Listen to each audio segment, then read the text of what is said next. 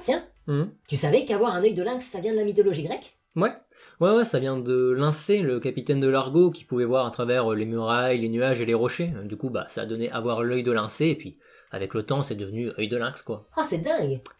Ouais. Oh, Quoi, hein? le mot boréal, ça vient aussi de là-bas?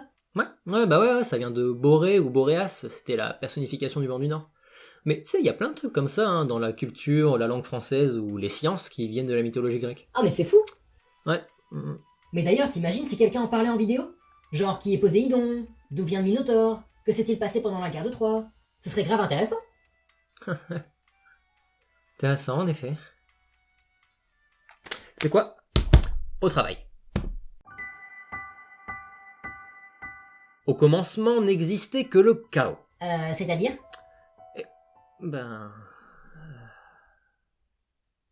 Au commencement, donc, n'existait que le chaos, une entité, un concept qui nous dépasse totalement et impossible à décrire.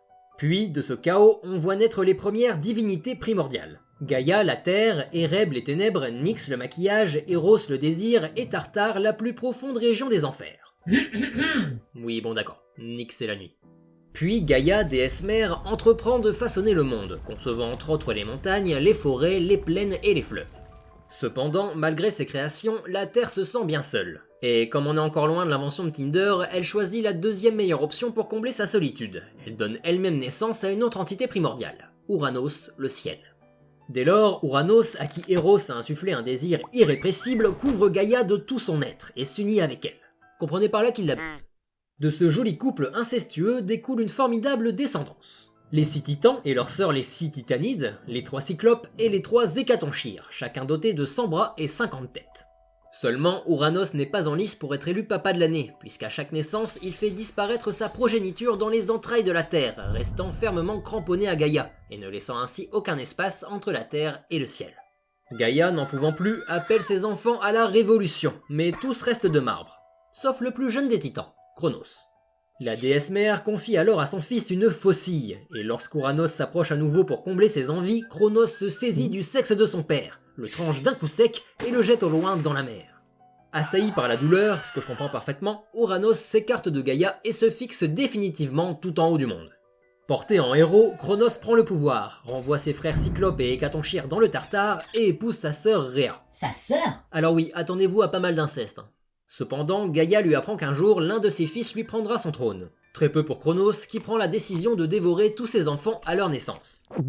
Efficace. Après 5 grossesses, Rhea en a un peu marre de voir ses enfants finir en barbecue. Elle s'enfuit alors sur l'île de Crète, y accouche en secret de Zeus et confie son nouveau-né à des nymphes. À son retour, elle tend une pierre emmaillotée à Cronos qui n'y voit que du feu et l'avale comme à son habitude. Des années plus tard, Zeus, adulte et assoiffé de vengeance, s'infiltre à la cour de son père et lui fait ingérer un vomitif coupé au miel. La réaction ne se fait pas attendre et Cronos régurgite un à un ses enfants ainsi que la fameuse pierre emmaillotée. Furieux, celui-ci rallie les titans sur le mont Otris, tandis que Zeus et ses frères et sœurs s'installent sur le mont Olympe, devenant ainsi les premiers Olympiens. C'est le début d'une terrible guerre, la titanomachie. Après 10 années de conflits, équivalent chacune à 1000 ans, c'est un concept, les dieux finissent par l'emporter, grâce notamment aux Hécatonchires et aux Cyclopes libérés du Tartare par Zeus, qui se voit confier par les seconds nommés l'arme suprême, l'Ak-47. la foudre.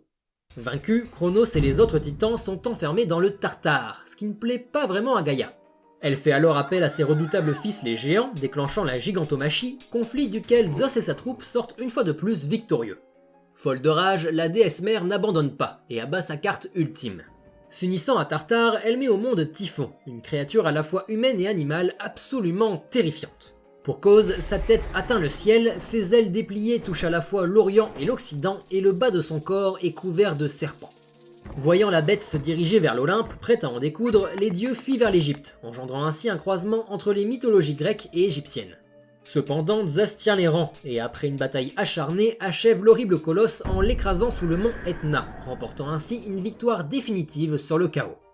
À partir de là, le monde prend la forme qui nous est la plus familière lorsque l'on évoque la mythologie grecque, celle de Zeus en tant que maître des dieux, régnant sur le monde aux côtés des autres Olympiens. Mais pour moi, il y en avait 12 des Olympiens, pas 6. Ah, bien vu.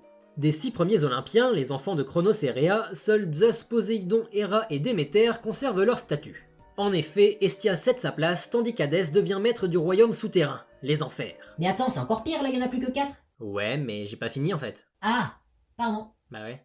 Nos 4 frères et sœurs sont rejoints par Aphrodite, Héphaïstos, ainsi que par le gratin de la progéniture du roi des dieux. Athéna, Arès, Hermès, Dionysos, et les jumeaux Artémis et Apollon, venant ainsi compléter le célèbre groupe des 12 d'Olympia. Par la suite viendront s'ajouter à notre joyeuse troupe de très nombreuses autres entités, dieux et déesses, créatures divines, héros et évidemment mortels, formant petit à petit un arbre généalogique pour le moins fourni. Tous ces personnages vont alors être impliqués dans des aventures, histoires et autres épopées, parfois épiques, parfois bizarres, parfois tristes, mais toujours passionnantes. Autant vous dire que dans cette série de vidéos, on va avoir de quoi faire. J'ai juste une question. Oui. Comment on sait tout ça? Les titans, les dieux, les batailles? Tu sais que tu poses des bonnes questions, toi. À la base, les récits de la mythologie grecque sont transmis à l'oral par des poètes, les Zaèdes. Ceux-ci voyagent à travers les cités et y récitent leur propre interprétation des légendes, ce qui engendre rapidement l'apparition de différentes versions des mythes. Puis, à partir du 8e siècle avant notre ère, ces récits commencent à être mis à l'écrit avec l'arrivée de plusieurs grands auteurs, comme Homère le plus célèbre, Hésiode ou encore Sappho. Par la suite, les textes sont régulièrement repris et réécrits, par exemple sous forme de pièces de théâtre. Des épisodes sont modifiés et d'autres sont ajoutés en fonction des nouvelles croyances et sous l'influence du contexte sociopolitique. La plupart de ces ouvrages est ensuite copié à la bibliothèque d'Alexandrie et est envoyé dans d'autres bibliothèques du monde grec. On retrouve également ce phénomène de reprise chez les Romains, qui se servent des écrits grecs pour construire leur propre mythe. Dès lors, même si les noms des personnages sont latinisés, de nombreux éléments restent identiques, si bien qu'on peut les regrouper sous l'appellation de mythologie gréco-romaine. Mais ça fait quand même beaucoup de versions différentes tout ça, non? Tout à fait, et c'est pourquoi au début de notre ère, plusieurs auteurs ont entrepris de réunir et d'unifier les différentes versions qu'ils ont pu collecter. Le problème, c'est que si on exclut l'Iliade, l'Odyssée et la Théogonie, on n'a pu récupérer en grande partie que des fragments d'écrits. On a fait comment du coup? Eh ben, on a fait de l'archéologie. En effet, les vestiges de villes gréco-romaines sont de véritables sources des récits de la mythologie. Les bas-reliefs des temples racontent les grands épisodes de certaines épopées, les sculptures nous donnent des indications sur l'allure des divinités et des héros, et les vases et fresques des tombeaux nous permettent d'en savoir plus sur certains éléments. Ainsi, c'est à partir de textes entiers et partiels, couplés à des ruines et vestiges antiques, que nous avons pu pas à pas reconstruire le monde de la mythologie grecque tel qu'il était raconté il y a plusieurs millénaires. Ah, c'est fou quand même, en soi on aurait pu passer à côté de cette période de l'histoire. Ouais, mais juste tu sais que c'est pas vraiment réel tout ça. Je veux dire, le mythos de mythologie, ça veut dire légende, hein. Oui, bah je suis pas bête, je sais quand même que les dieux et tout c'est pas vrai. Mais le reste c'est dingue. Ah. Il est important de noter que le concept de véracité dans la mythologie, c'est un peu compliqué. Par exemple, Homère n'a probablement jamais existé. Pardon? Eh oui. En réalité, certains historiens pensent que l'auteur de l'Iliade serait resté anonyme et qu'on lui aurait par la suite attribué le nom d'Homère. D'autres estiment qu'il s'agirait d'une femme, et d'autres encore supposent que l'Iliade et l'Odyssée auraient été écrits de manière fragmentée par plusieurs personnes. Et c'est bien là une problématique importante de la recherche de l'histoire dans la mythologie. Les sources sont multiples, variées, très anciennes, et les faits sont embellis et mythifiés par la poésie et la littérature. Il est donc très difficile de démêler le vrai du faux, l'histoire du mythe, d'autant qu'on est facilement amené à avoir envie de croire à ces légendes, de croire qu'elles sont vraies. C'est par exemple le cas avec la guerre de Troie.